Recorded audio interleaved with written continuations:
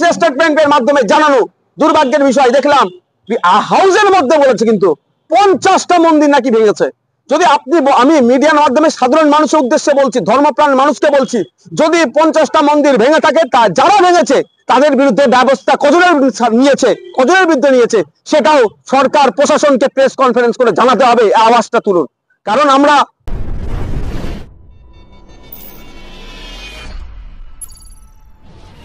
এই বাংলায় হচ্ছে নাকি দফায় দফায় উত্তপ্ত, এই বাংলায় হচ্ছে নাকি চোখে চোখ রেখে কথা হবে।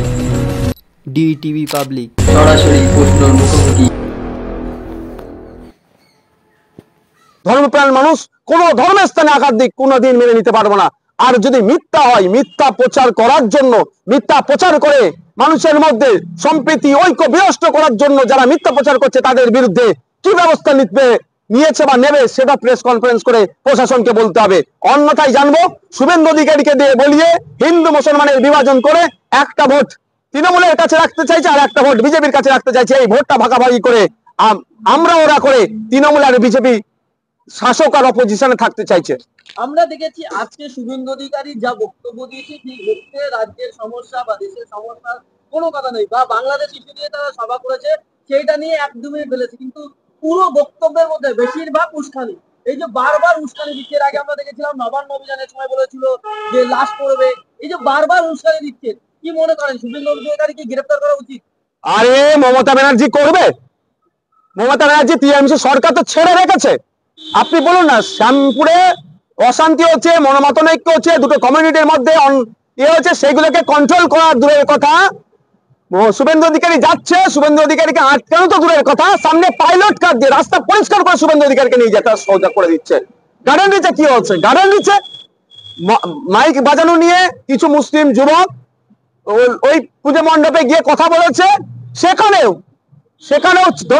বাঘ বিতরণটায় জড়িয়ে পড়েছে, হাতাহাতি হয় না, তর্ক বিতর্ক হচ্ছে, সেরকম কিছুই হয়নি। সেখানে শুভেন্দু অধিকারী চলে যাচ্ছে আর মমতা ব্যানার্জির পুলিশ তাকে রাস্তা ফাঁকা করতে করতে নিয়ে যাচ্ছে,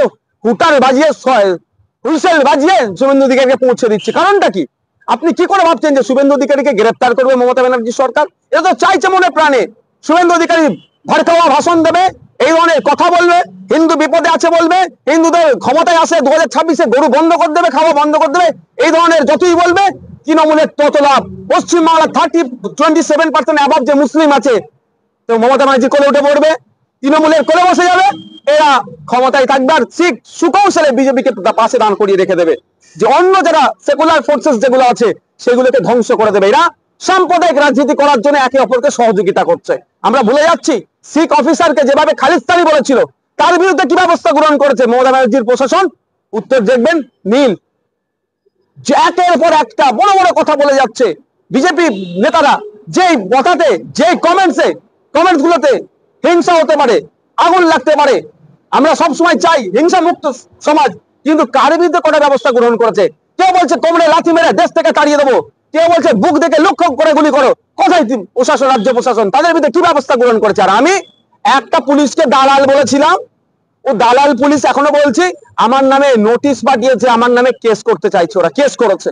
ভাবতে পেরেছেন এই সরকারের দ্বিচারিতা? যে হিন্দু মুসলমান করে করে হিন্দু মুসলমানের মধ্যে বিভেদ করানোর চেষ্টা করছে, তার বিরুদ্ধে কোনো কিছু দেখতে পাচ্ছি না। আর একটা দালাল অফিসারকে দালাল বলেছি বলে আমার নামে একাধিক ধারায় মামলা করেছে রাজ্য প্রশাসন। এই রাজ্য প্রশাসনের দ্বিচারিতা সাধারণ মানুষকে বলবে একটু দেখুন। তৃণমূলে